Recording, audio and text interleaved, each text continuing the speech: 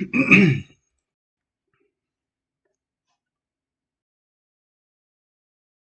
right, I'm live. All right, I haven't streamed in a while. Uh, I've been pretty sick past few days. I started with like right after my last stream in Pocahontas, Arkansas. I started getting real sick.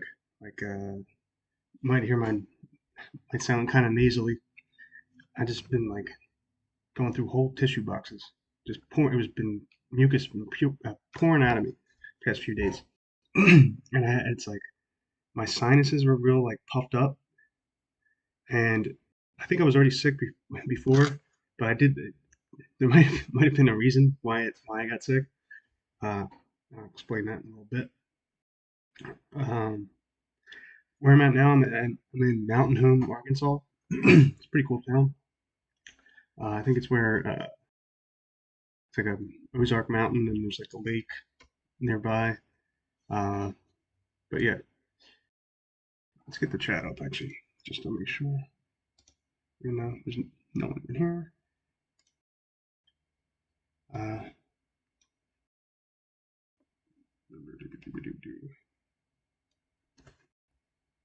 yeah, okay. Um, but yeah, that's where I'm at now.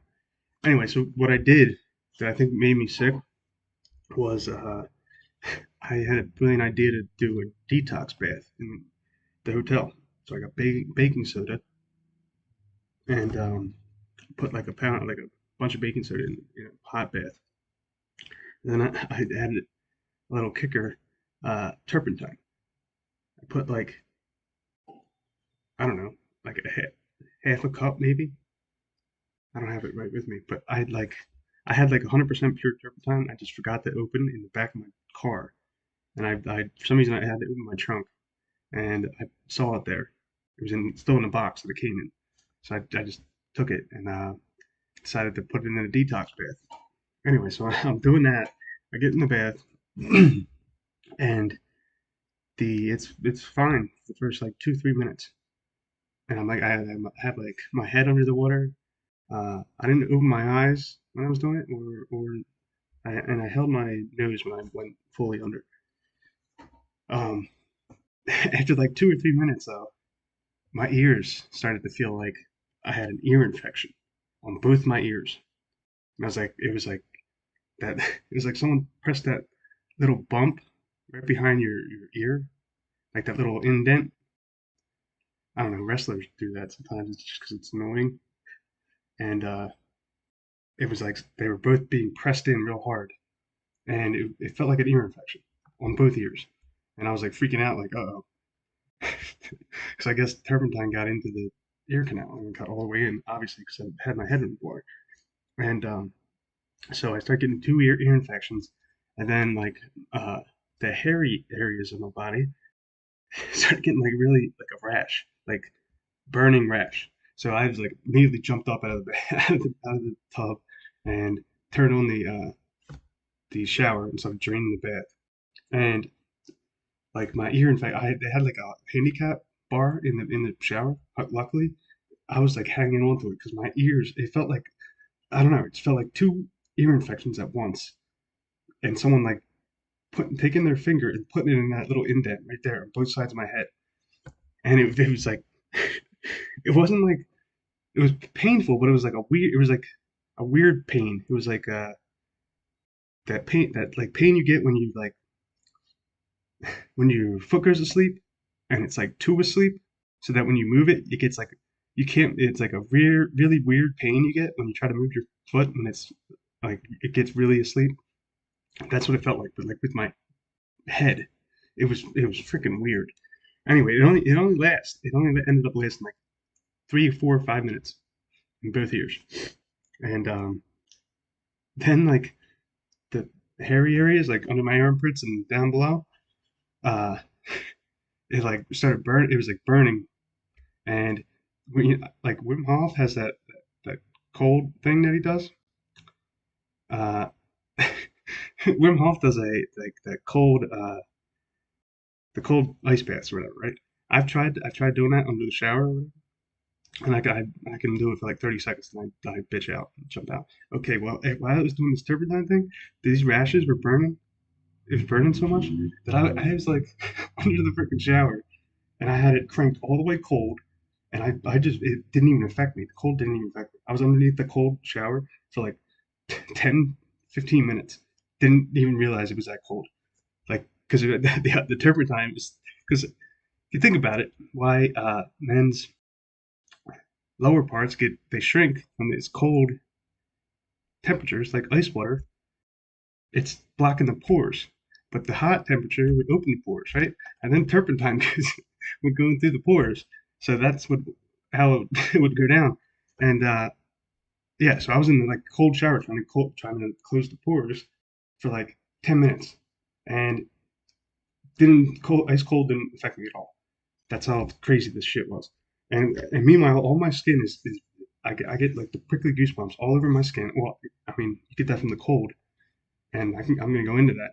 That's why I got piezoelectricity up on the thing.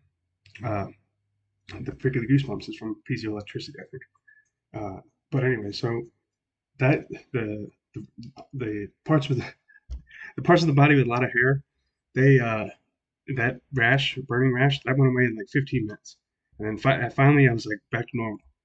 And for the next hour or like hour and a half, every hair on my skin, on my back of my neck, everywhere, goosebumps, and it was prickly goosebumps all over my body for the next hour. I was like wired. It was like what I imagine. Uh, I don't know. I've done animal before, and this was like 10 times more intense than Adderall, but it was like not twitchy. You know, if you ever done Adderall, you get like real twitchy and shit. Like you were really, it was like a calm, like you were super. I was just super freaking alert. Like like I was about to like fight to the death or something. It was like only other time I've ever felt that is like after a fight or something. Like that's how wired I was after doing this. And I was already kind of sick when I did it, but it was just like a really uh, mild cold. And me, like after I did it, after that hour or two, where I was like really alert, like for the next day, I was getting runny noses and blood coming out of my nose, and it was like these like the mucus looked like it was like a I don't know how to explain it. It looked like it was like living, but it didn't move or anything. But it looked like it was like a parasite that was in my brain that is escaping because of the freaking turpentine that went in there. Because turpentine kills parasites, apparently. It's like their arch enemy. But that it was like that for days. Like I was in the Pocahontas, Arkansas for like days, and sinuses were all backed up. I like I was there for like 5 days, and I'm still kind of sick. Like my voice probably sounds kind of nasally. I'm like at 95% now. But I think I'm gonna try try it again. But this time, my eyes open my eyes under it because I'm a freaking psycho. Because I've actually tried it with the eyes. I've done eye drops with turpentine into my eyeballs, and it hurts for like it doesn't really hurt. It's like it bothers your eye for like a I don't know 5 minutes, not even like 2 minutes, and then once you like blink it out, then it's like taking putting a contact in and like and not going in correctly, so you have to like mess with it for like a minute or two. That's what it feels like, and I've done it like 20 times. So I think I can handle opening my eye in the bath with the I don't know. I'm kind of a nut job, but that would be the next step. I don't still don't want to do it with my nose because I think it's easier. It's a direct path to the brain if it went through the nose. So I probably shouldn't do that. Do that. But yeah, that's what happened with the turpentine and me being sick. I don't know if the turpentine thing had anything to do with the degree of how sick I was, but I haven't been sick in years, and I was already sick when I started doing it. So I don't know. It might have. I don't know. Might have been parasites trying to escape. That's why I got the ear infections. They were trying to escape. I don't know. But anyway, I'm in this town. When I was in Pocahontas, Arkansas, on 5/5, May 5th, there was a full moon, and I started this thing on the full moon in April, on the spring equinox, April 6th, and I started with that Punxsutawney route. So I thought it would be fitting to go to another weird town to go get like a tarot card reading or something on 5/5, which was the last full moon. And so I looked up the tarot card, like the nearest tarot card people, ladies, or whatever, and it's these three witches in Pocahontas, Arkansas, and the name of their like metaphysical shop is called Spirit Knows. Spirit Knows, and at this point, I was getting kind of like maybe I should just go back home. Uh, what the hell am I doing? And so I watched the Spirit Knows ladies, the three witches, and I watched one of their streams on Facebook. They did like a I don't know, like a live reading for most people. And almost every single card they were pulling and every single explanation was something like, keep going, keep doing what you're doing. You're doing fine. Don't stop. Don't turn back. Like, it's like they were talking exactly, like directly to me. And I was supposed to do a tarot card reading on that full moon day, and I was just too sick by that point. I couldn't even get out of bed. I got the chills and all kinds of shit. So I didn't end up actually getting the tarot card reading, but yeah, I was getting more into tarot cards, and I even did a stream recently. One of my last streams was about me making a tarot card deck. But yeah, now I'm in Mountain Home, Arkansas, feeling a lot better, and I go for a stroll through the town, and I'm looking just like checking out the town, and I find this. They have a metaphysical shop called Enchantment, and I'm like, I'm not. There's no way I'm not going into that store. So I go in, and the guy's real friendly. We start chatting immediately, and I was like, oh yeah, I'm here. I'm just looking for a tarot card deck or something. I just kind of looking, but whatever. And he says something like, well, what do you know about? Do you know how to do the readings and everything? It's like, do you want to like follow a guide? And I was like, I kind of just go with what I think it means for me at that certain time, something like that.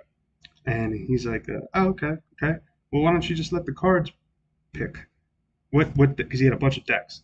Why don't you just let the card deck see which one works for you? And he started like naming the decks. Like, here's the regular deck.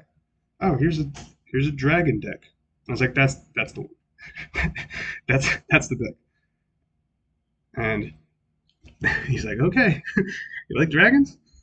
I was like, yeah, something like that. And so I got the deck right here. And I'm just gonna do the major arcana. They're kind of disappointing. I went through almost. It's not very good art or anything, but I had to pick it up. I haven't looked at the order yet, but I'll shake it up and see what it says. Draw three of them.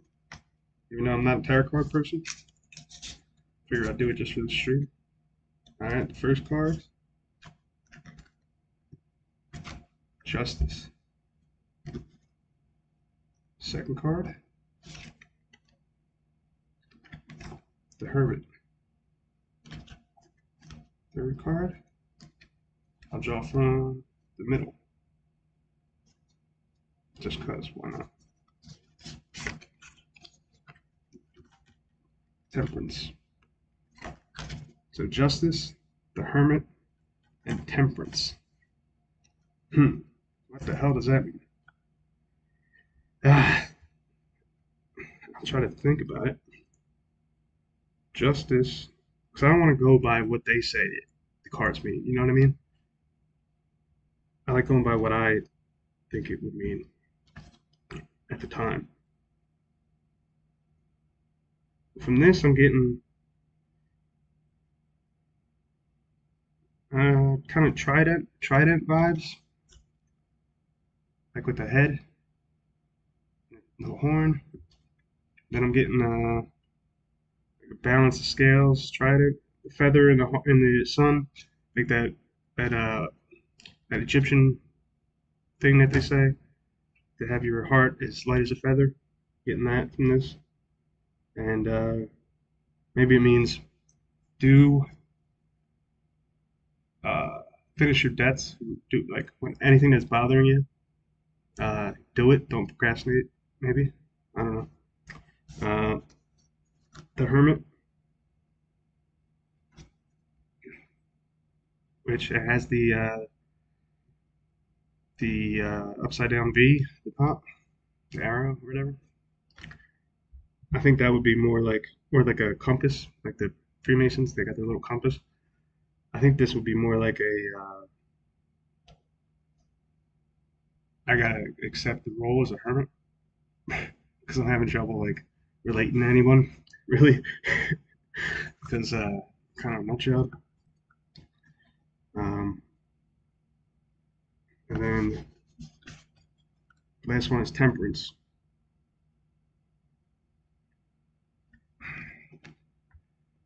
which I guess is like temper.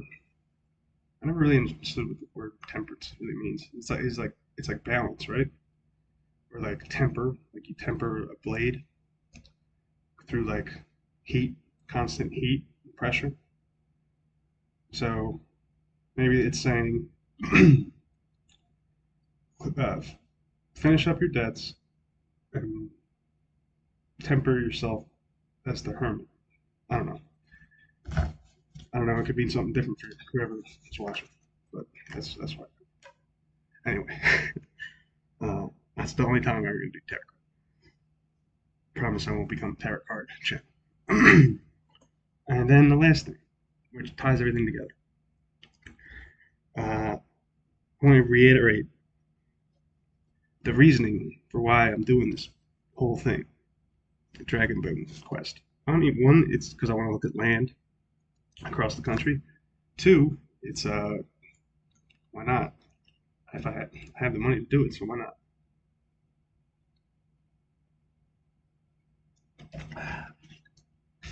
And I kind of want to see the countryside, and I want to see Utah too. My brother's been to Utah. He said it was awesome. It's really otherworldly. So that's a bunch of reasons why I'm doing it. But if I do find anything, what I would use the boons for would be some kind of magic item. And yeah, I know that sounds crazy, and I've mentioned it before. Why it's not really crazy. I mean, look at King Charles. He was holding he had a crown with all these jewels in it and shit. Two scepters, one scepter, one sword that were all like gold and ornate and everything. And then he was wearing some ornate outfit. Like that's a freaking wizard. That's definitely a wizard. And I think it's really a belief thing almost. But it's also I think there's also something else to it when it comes to bones. But I'm about to get into that. But like why did they need all these fancy jewels in the crown for King Charles? Why? Because it. Why does he need a gold scepter?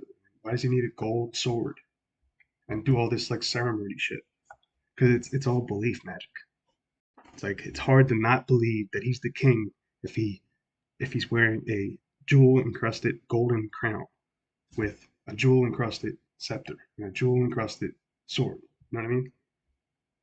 And it just because people think it's like believe that he's that that makes him more of a king. That does actually make him more of a king. You know what I mean? It's like it's a belief magic thing. That's why they do. That's why he goes through the ritual. It adds to the belief pressure, and you build pressure until you create a vacuum. There's a threshold. The vacuum is created, and then the vacuum closes towards the path of least resistance, which is how the placebo effect works. Closes toward the path of path of least resistance, and the path of least resistance in this case is that this guy is now the king. Well, it's different with bones. Bones actually do have magical properties, and it's piezoelectricity. Now, science can't really explain how piezoelectricity works. They have all this complicated, like I looked up the Wikipedia for it. It sounds like nonsense.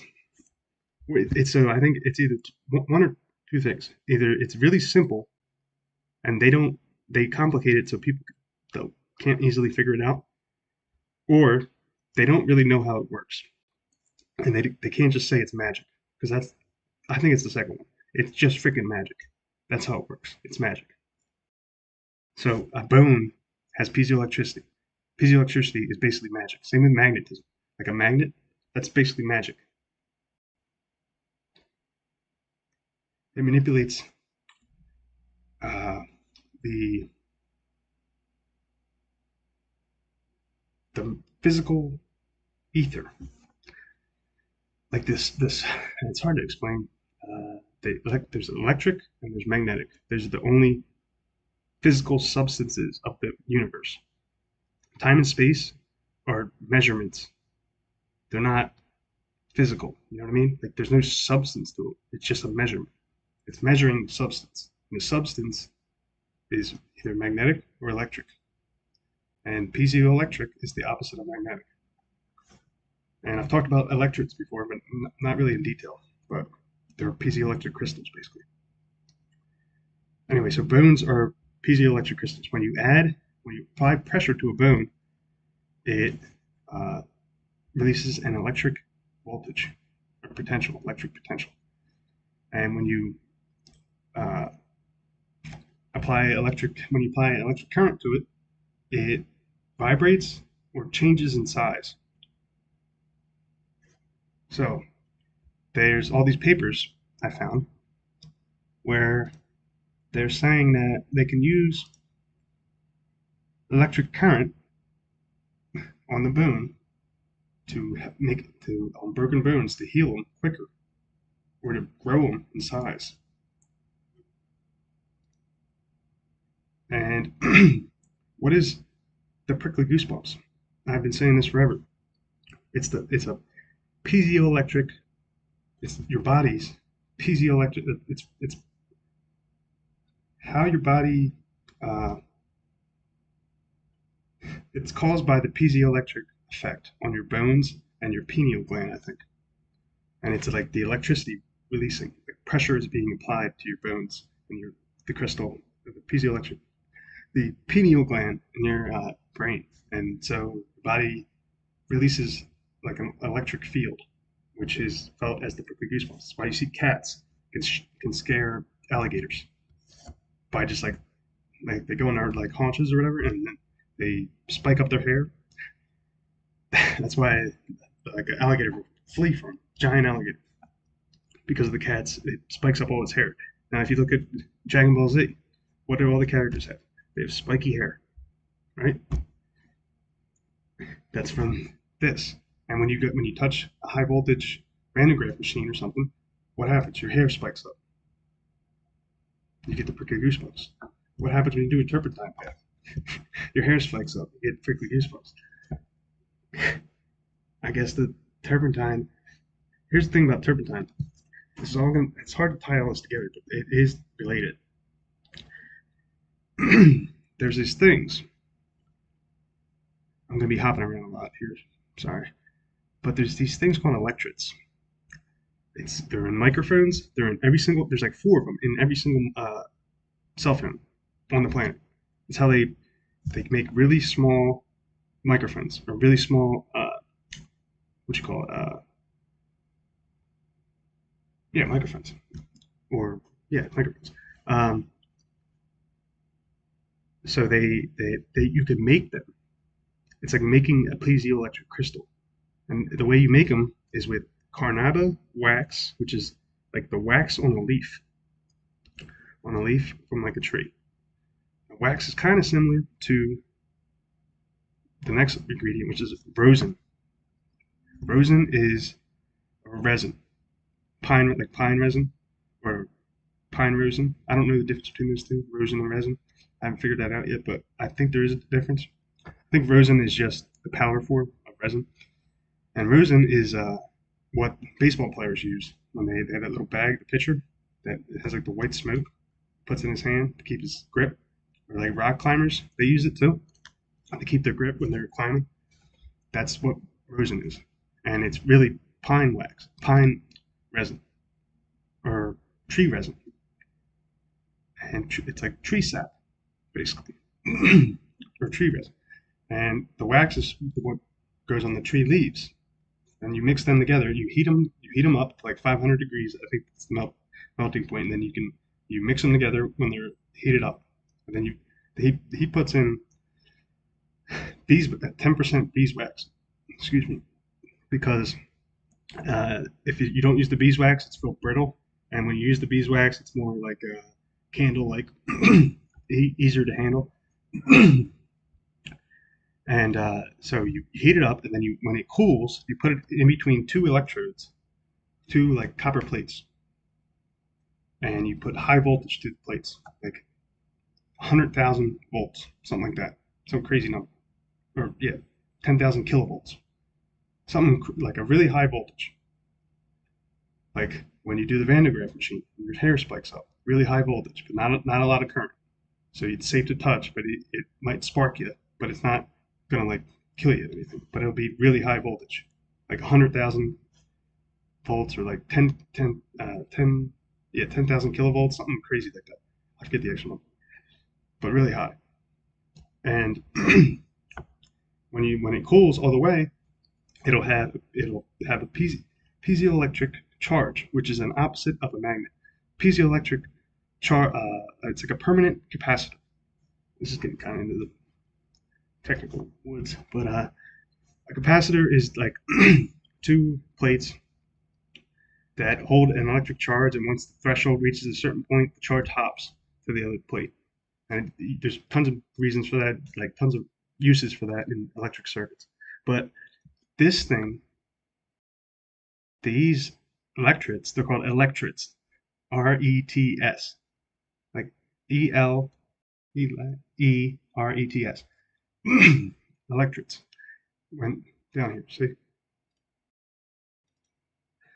Um, they're like permanent capacitors. Capacitors have to recharge after they discharge with a current. These don't need to recharge. They're like, it's a piezoelectric electric crystals are like permanent energy generators. It never runs out, ever. Now you can look up on YouTube. There's very, very, very little on electrets.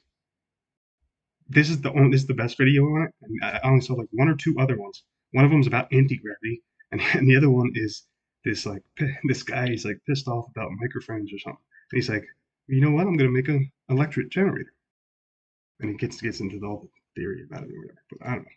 But those are the only three videos on electrets on the entire YouTube. And the weird thing about the reason the anti-gravity thing works with electrets, really getting into the woods, but the reason the anti-gravity thing works with the electrets, it's like the 90-degree opposite of a magnet. So when you put the north side of the electret towards the north side of the magnet, strong magnet, it'll go up.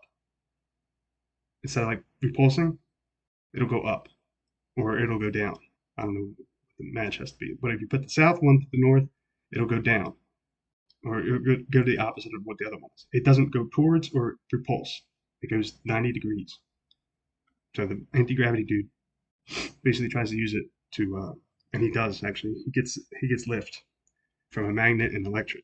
So I think if you organize them in a certain way, you could make a permanent pressure washing machine. I don't know.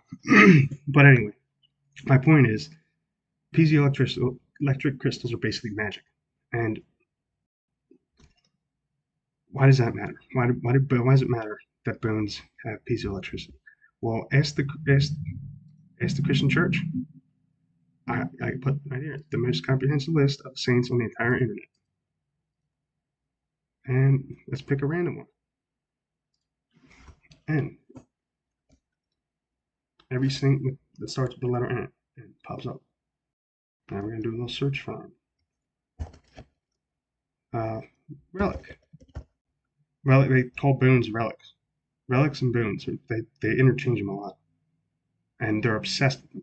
Why is the Christian Church obsessed with the location of these people's bones, the saints' bones? What are saints? Saints are like wizards, basically. They're wizards. They're all. I think my theory is that they were people that can do miracles like Jesus, but they weren't. They had nothing to do with Christianity, so they named them saints to take over the narrative about the person because they never talk. They rarely talk. They leave the miracle as like a footnote in all of these articles. But anyway, let's go to the first one. In the fourth century, like who cares about this by the way? Like why is this such a big deal? Fourth century, their relics were translated, probably by the bishop of blah blah blah, from their place of interment to a place outside the walls of Milan. Like they're getting like into the woods about like where exactly the bones are. Why are they obsessed with it? Relics is bones, usually. Or it could be magical item too, I think. Relics of St. Felix and neighbor to the Cologne Cathedral. These bones are located in Cologne Cathedral. You want to see Cologne Cathedral? It's like the craziest freaking cathedral on earth. This one. That's where those bones are located. Why are they putting those saints, wizard, miracle worker bones into that structure? Why? Just for kicks? No, they know that these things are magic. There's magical. It's like piezoelectricity is magic. And if you're taking the bones of someone that could do miracles, it's even on a belief level, it's impossible. It's almost impossible to think that their bones wouldn't have magical properties, right? Like if someone could do miracles, it's easy to believe that their bones would have some kind of magical properties. And there's all kinds of stories on saints where people will be healed by just going to the bone, like the location of the bones of the saint. And that's just like this is just one saint. Bringing the relics of Saint. Look, it's like all they talk about is the relics and the bones. They're obsessed with it. Even the book, the Sword of Truth series, is the only thing I saw. It has something called Sorcerer's Sand, and it's the bones. It's the crushed up bones of wizards, and that's what a saint is, a wizard. So it's Sorcerer's Sand. What's a sorcerer? It's magic. Piezoelectricity can't be explained. It's magic. This shit is all real. That's why I'm going.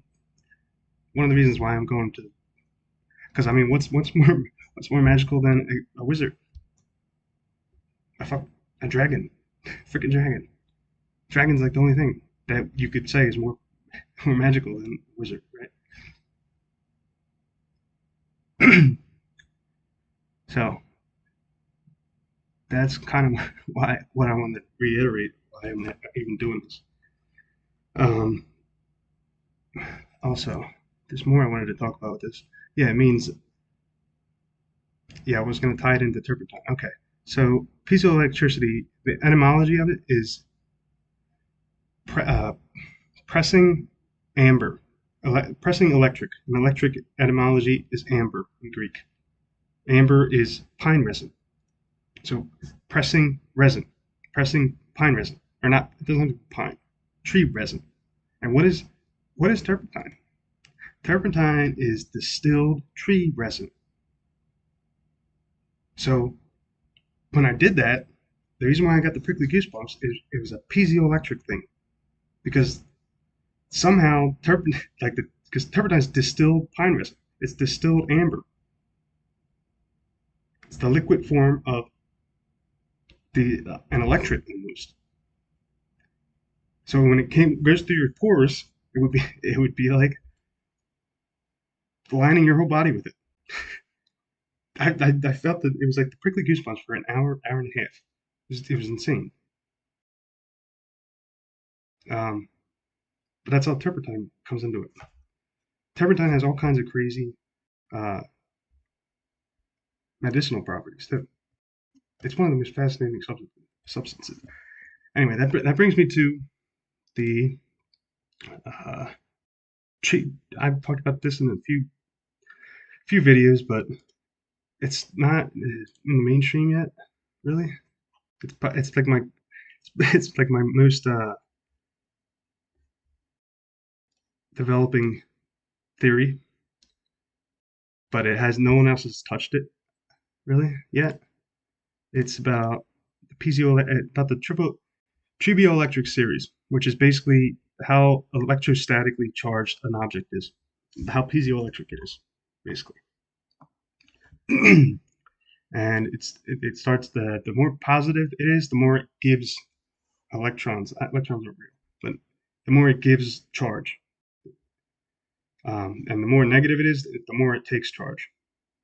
And the most negative is like Teflon or PVC or certain types of rubber.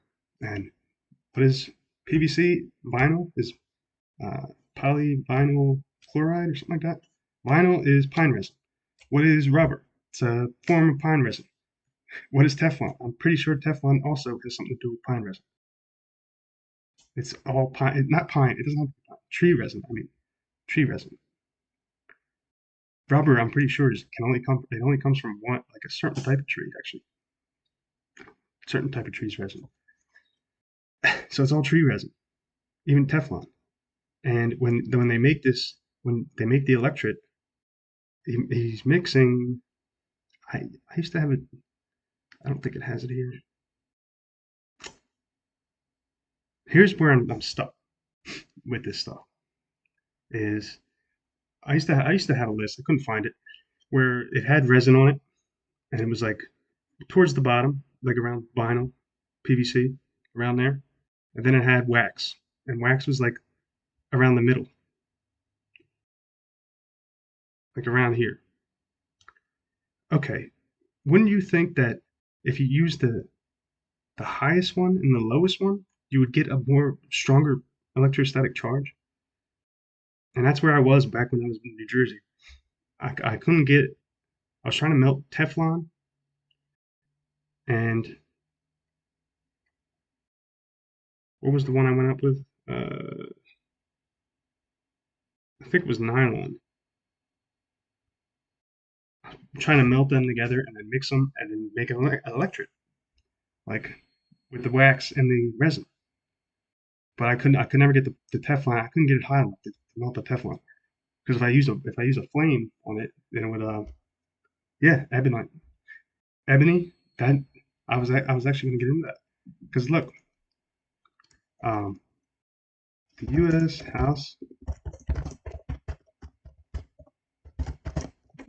U.S. House of Representatives staff. No, oh no, it's not going to be that. Mace. Guess what kind of guess what this rod is made of?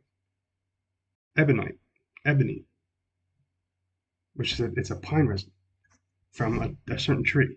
It's like actually it supposedly has really uh, interesting properties, ebony or ebonite. But this the U.S. House of Representatives has 13 of them. It has 13 ebony rods. So can't tell me that's not a magic staff. That's a freaking magic staff, right? Ebonite. Ebonite is actually is ranked. I've seen lists where ebonite is ranked lower than Teflon. Like it's more negative than Teflon, but I don't think they have it here. But I've seen Tribute Electric series lists that had it ranked lower. And then it gets it kind like this is like I think this is like the cutting edge of all this shit because then you get into magnetism. What Ken Wheeler does with bismuth, he says it's the most diamagnetic. What is that? And like diamagnetic, he says it's the opposite of magnetic. Wasn't that's piezoelectricity? It's piezio, and bismuth is like in the middle on some of the lists I would find. It's not even near Teflon. So I don't know. It's kind of like a mystery right now. It's my biggest mystery I've been trying to figure out. But yeah, piezoelectric, uh, carnauba wax. They call it the queen of waxes. Um, let's see where I want to take this to this. Uh, yeah, bones magic.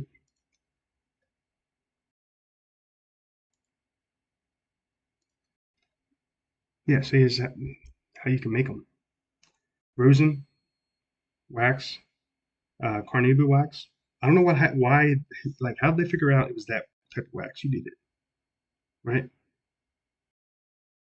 How did they figure that out?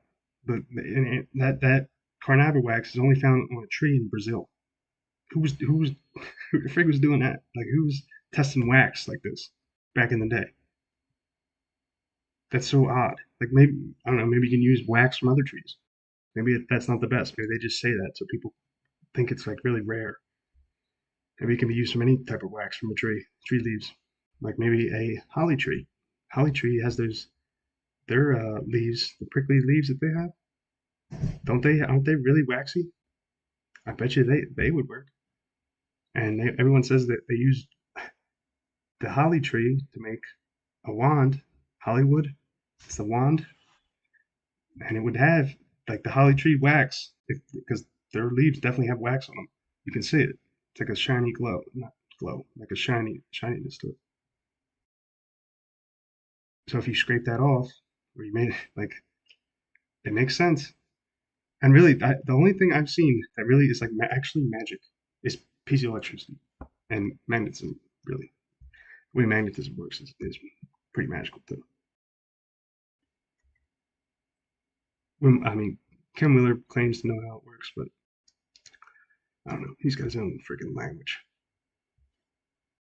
Uh, and like every electronic in existence has a crystal, a piezoelectric crystal in it. So it's magic. And like you got your LCD. It's a liquid crystal display. LED is a light emitting diode, and a diode is a crystal. It's two different crystals on top of each other with a separator. So it's all crystals. It's all piezoelectric crystals. Um, so it's all magic, and computers really are basically magic. If you because they don't really know how pieces. I don't care what the Wikipedia says. It sounds like a different language because they. I don't think they actually know. They just make up like, oh, like the crystalline structure, and the way they like measure the crystalline structure is like really complex. It's like the electron microscope you need and all kinds of whack stuff. I don't know. But the even the yeah, I'll show it here. This is the best video on it. This is what it looks like afterwards. It's like this little. I've been trying to make this thing, but I kind of forget my electrical engineering classes in college. But I have all the parts for it. I just have to put it together, and it lets you detect what polarity the electrode is, like what polarity the electricity is. There it is. No, he still didn't bring it up. Puts it in his hand at some point. Here we go. That's what it looks like. I made a massive one, but I can't. I haven't been able to measure the the amount of piezoelectric charge it has. He claims that his hairs on his hand like spike up when he holds it, which would make sense, right? Because it's like a permanent high voltage. Um, Now the last thing I wanted to talk about was I was just about to talk about shoot. Oh yeah, how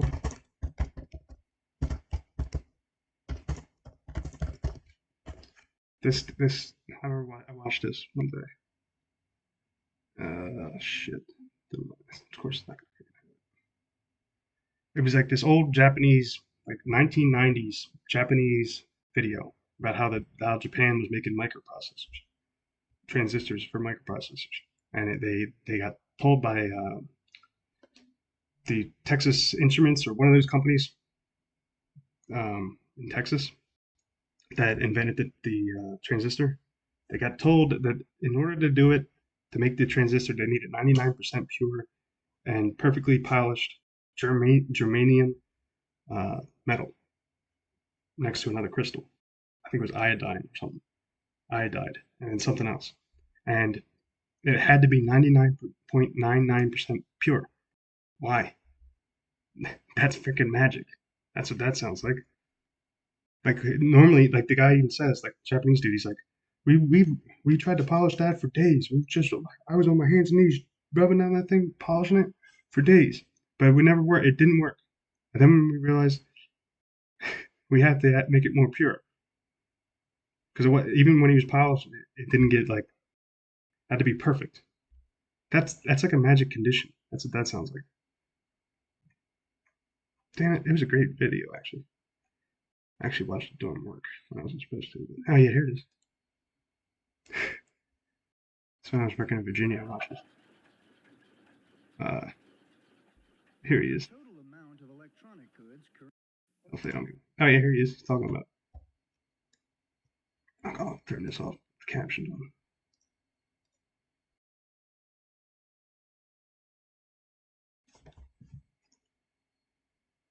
Tips of these two needles are too far apart. The phenomena doesn't occur.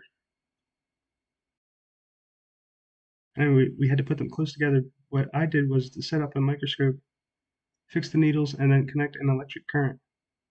If both meters moved almost in parallel, then we could say we had achieved the phenomenon. Yeah, the Japanese are freaking genius. Some of the shit they came up with this. Have a cup of tea and then sit over here and peek through the microscope. All right, anyway. But basically, it's all run on crystals. Piezoelectricity is basically magic. Bones have piezoelectric properties. The Christian church is obsessed with the location of every saint's bones and their relics, which I think can mean either their bones and like their item, like maybe like an item of theirs, like the sword that this saint used for this fight or something. That would be a relic. I think they mean bones too when they say relics. Why are they obsessed with it? Um, like even the Smithsonian collects all these bones from everywhere, from every species. I mean, I guess that you could say they're doing it for like category reasons, but I don't know. But yeah, then you get into liquid crystal displays, which is crystals, LEDs, all the displays are LED, I think now, which is a light emitting diode, which is a crystal, two crystals, solar panels, crystals. Uh, the timing mechanism of every computer is a piezoelectric crystal, quartz crystal. Uh, every cell phone has a crystal. It's all magic. The Black Mirror it's a crystal. Um, but yeah, so this is the reason why I'm doing this. This is not like it's not just a whim. I mean, it is of, but yeah, that's where I'm at now. I think that's enough rambling for now. Um, but yeah, I'll try to figure out more about the why transistors need to be 99.99% pure. I have a couple theories about it, but I think it could even be belief magic. Like a wizard made that spell. It was like a spell made by a wizard that if it was like a condition they put on to build belief pressure. And you build pressure until a vacuum is created, and the vacuum closes towards the path of least resistance. And in this case, it's that the piece of metal, the 99%, 99.9%, 99% pure metal can differentiate between two very low voltages of electric current. It's like it's a magic spell. That's transistor. That's what it feels like. Transistor is a magic spell using crystals. Rosin is tree resin with the terpenes cooked out. So a rosined up violin bell, moving the horsehair, twisting and releasing the string, creating a sympathetic resonance with helical structures in the top. Yeah, like well, horsehair. Well, hair is actually on this series. Human hair is one of the highest ones. So I'm sure horse hair is right up there. Look, see? Hair. It's like almost the top one. And I wonder what the what are the strings made of violin? And you said, yeah, you put resin on it, right? Terpines fascinate me. I don't really know what they are though. I think it's like the distillate of the resin, right? But hair, yeah, hair is like one of the top ones. I mean, and it makes sense because even like what are they called? Holy crap, how do I forget? The record players. I forget the name of them. With the big records and they have the little crystal thing. It's a crystal that reads it. It's all magic. It's all magic crystals. Sheep gut strings. Okay, it could work. I mean, what do they know? They normally use what? Uh, it's metallic, right? Or is it nylon? Nylon's also very high. See, um, sheep gut. Would that? I wonder. I don't know what the like the properties of sheep gut would be, but I mean, they used to use like cow stomachs and stuff as like or cow bladders as like the whole water, right? Wasn't that a thing? I don't know. Oh, also on the one of these lists I had, which I can't find anymore. It had like 10 of them all at once. Strings are also made of metal, but rosin with metal particles still has an effect. Yeah, metal is on this list. It's just it's like slightly under or slightly above. It's not like real like it's not like Teflon or like um, hair. It's very in the middle. And there's other lists. Like I can't find it. It had like 10 of them, 10 lists of it, but I can't find it now, of course. And this is a new laptop, so I don't have it saved. But yeah, well, you can kind of see that because metal is kind of like stable in comparison to all these other materials, right? I mean, most metals, iron, copper, that kind of stuff. What was I gonna say? Yeah, you know how and they say asbestos is poisonous. Well, I found out on one of the lists, asbestos is higher than polyurethane film. It's like the highest one. So it had these weird crystal magic properties. They were in all the walls in everyone's house with lead paint. That had to make some kind of effect, right?